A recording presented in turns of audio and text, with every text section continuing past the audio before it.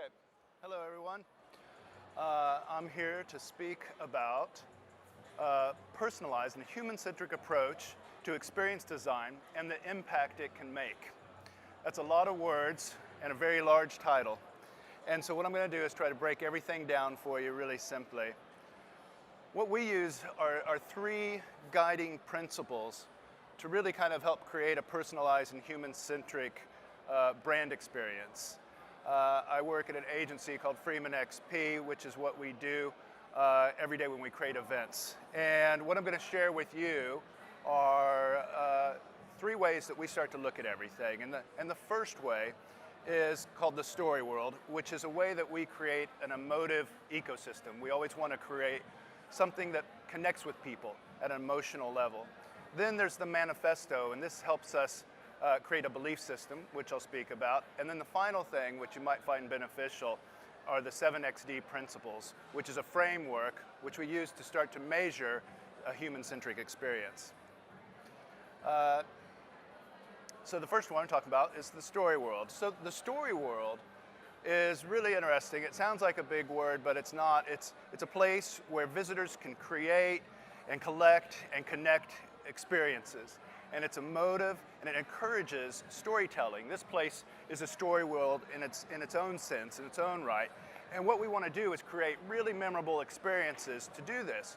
And speaking further on the story world, the story worlds are these living narratives. These are rich experiential theaters that really kind of create memories for people to personalize and share along the way. This is one in particular that we did for Vodafone. And it allowed young guests to really kind of collect and create and curate their own experiences. This was for a youth brand called Voxy, which you have to be under 29 years old to use. And we created this whole Instagram environment along with a DJ party, and had all sorts of celebs and social influences there. And the whole thing was to really kind of create fun areas that connect on a personal and emotive level. And the story world is what does that. It starts to create this emotive ecosystem. It's really deep, it's almost theatrical in some regards, and it's very immersive, and that's the kind of experiences you really want to start to create at events. The second thing that I'm going to talk about is something that I got out of the ad world. I worked in advertising for a little bit, and one thing that they always used was a manifesto. But what I believe is that the manifesto is something that we should be using in the events industry, because it's something where it really puts the boots on the ground and gets everybody aligned. So the story world, they all have this logic, and they have a set of rules, and this set of rules maintains the logic, and that's what the manifesto is for, and it grounds that.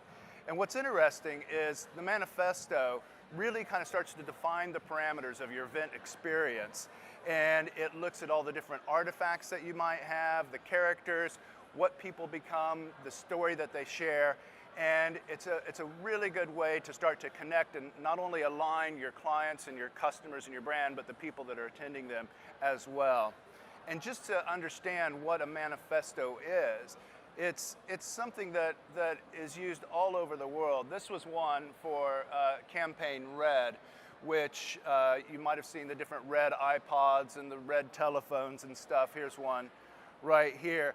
And what it is this was the manifesto that was actually written when they launched this campaign. It was helped to gain money to help AIDS in Africa with just the purchase of different products, different companies that signed up for Red. And with that, they created a manifesto. This aligned the client, the different brands, and got everybody excited and connected at a different level. Then some manifestos can be partial manifestos. And this is one by an artist, Bruce Mao, who wrote the Incomplete Manifesto for Change. And it was really interesting because he started to put his thoughts down and really kind of bring it to life. And again, it starts to galvanize a movement. Some manifestos also can be tactile. This was a remixer's manifesto, which was great. And they're really fun, and it's something that you can co-create with your clients, with your teams, to rally behind. And it sets a set of organizing principles around it. And then finally, with manifestos, they also are sometimes shown in popular culture, and they can be outward expressing. And this was from the movie Trainspotting, which had a manifesto, which was the opening sequence of dialogue, which you heard when the film started. And again, it's a great way to connect the story and the event that you're creating. And so that's a little bit about the manifesto. So what we do is we create a story world, we have a manifesto that grounds it and aligns it along the way. And then the final thing, what I want to talk about, are the 7XD principles. And this is an experience framework, and I believe this is where you can really kind of look holistically at an event experience and start to create something that's bigger than what you thought of before, and at the same time just ticking boxes to make sure that you're connecting at all the levels. And so what it is there's 7 different points that we begin to look at, and I'm going to go through each one. And it's from a macro level down to a micro level. And what the goal is of this is to really establish a strong emotional connection and really kind of connect between the consumer and the brand. And the result of this, it really encourages people to share stories, because when you share a story, that's something that's been very personal to yourself. It helps kind of speak of the experience and really kind of cascades everything afterwards. The 7 areas which we're going to talk about are the hero, the design, the message, the narrative, the engagement, the shareability, and the artifact. And each one plays a role in really kind of crafting a human-centric and personalized experience. So the first one that we were looking at when we were looking at these organizing principles was the idea of the hero. And that's where you bring the product, the brand, the event, the experience, and then yourself being the participant, the visitor, the guest in that experience, all becoming the hero together. Because a lot of times, a lot of people think that an event, somebody will say, well, what was it like? What was the design like? And it's not about that. It's about what you felt like, what the people are like, what the message was, and bringing all of that together. The second thing that we look at, though, is the design. And the design is there not necessarily to be something that is bigger than the event itself. It's there to really kind of frame the brand, the experience, and you in a memorable world. It really brings that to life on another level. After that, what we begin to look at is the message. And the message is something that should be joined up, and it's inspired, and it's a call to action. This was something that we had done in the Ukraine recently for the Champions League final. And this was a brand experience, and it was around Lay's, which was one of the main sponsors there. And this was show your football emotions.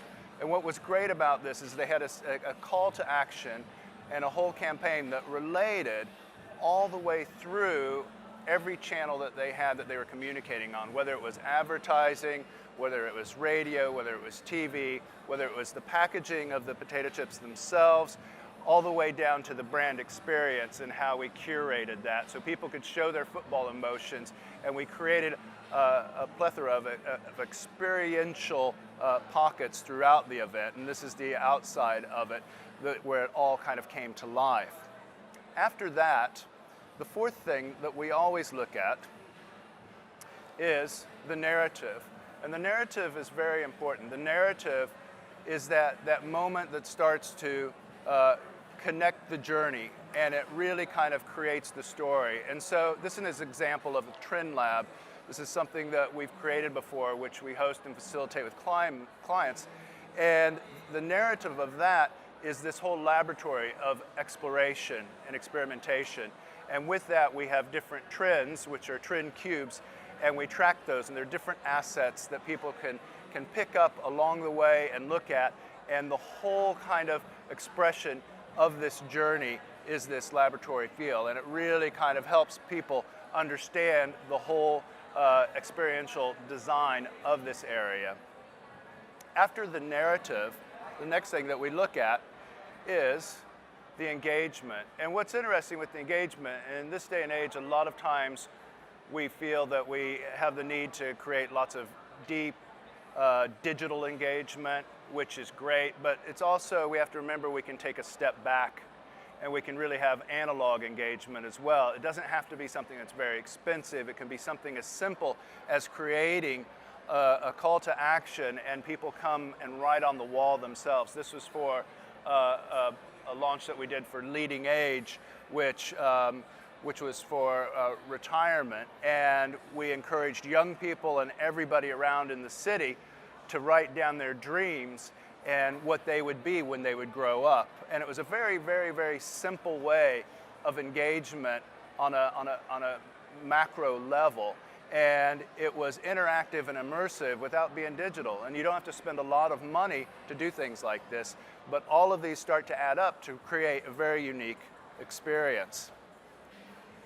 After that, what you want to do is to be able to create something that's shareable. The shareability aspect is key, and we know that now with all of the Instagram moments that we're creating and all the tweets that are going on today and everything.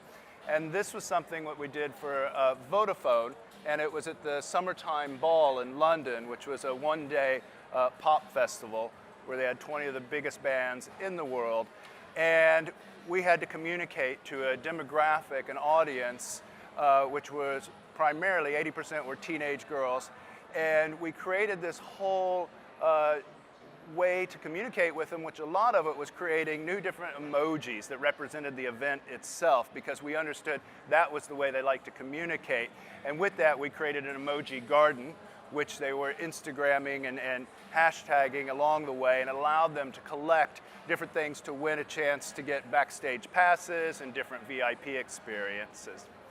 And then the final thing, which I want to talk about, is the artifact, which is my favorite. And the artifact is a really relative and emotive giveaway. And it's something that is the DNA of the brand itself. A lot of times we give away sweets, we give away pins, we give away bags, and those are great if you sell sweets or pins or bags, but it makes more of an impact if you can create a DNA or something that really represents the core expression of the event, of the experience itself. Now this in particular is one of my favorite tickets, and this is a ticket, and this was to the number 4 brand attraction in the world, the Guinness Storehouse in Dublin, Ireland. And what was interesting about this is when you'd be in line to get your tickets, they would hand you this pebble, they called it, and it could fit in the side and inside your hand. It was this acrylic clear thing, and inside it was a drop of Guinness beer. And what was interesting about that is that was what the brand was about. And you went through this whole experience and you learned about how they crafted everything, you learned about the history, and you walked all the way up to the top. And once you got there, you showed them your pebble and you would get a sample, or if you're a kid, you would get a treat like a Coke or something like that. And what was really interesting about this, since they didn't use a ticket and they used this device, it connected you emotively in a different level. And the artifact was something that you would put in your pocket. And then you would end up going to work next week and you'd forget that you might have this still in your jacket pocket, and you pull it out and you put it on the desk. And somebody would always walk by and they might pick it up and they would say, "What's this?" And this artifact allowed you to communicate the whole experience at a personal level. It told you how, you talked about your journey, how it was, all the different touch points along the way. And it was because this artifact had so much relevance, it really brings it to life in another way. And so that's something where like a pen or a bag or a bowl of sweets won't do. And so when we're creating event experiences, to really get that personalized touch, you really have to think, what is it that I'm saying? What is the message that I'm getting? And what's the best way to really kind of create a memory around that? And that's what they did here successfully at Guinness.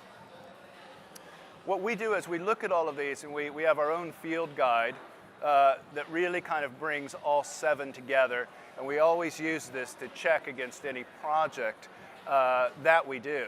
And so what it allows us to do is to kind of create this whole kind of one-pager, which starts with the story world, and then the hero, the design, the message, and then we go down to the narrative, the engagement, the shareability, and the artifact itself. And it's really good because it helps us make sure that we're having this human-centric approach, that we're really looking at everything step by step, and we're not missing anything along the way. And every project we do, we use this as a brand filter to bring that to life and to make sure that we're really hitting everything properly to create that experience. And so in the end, what I'm saying is that these are the three guiding principles that we use: the story world, the manifesto, and the 7XD principles.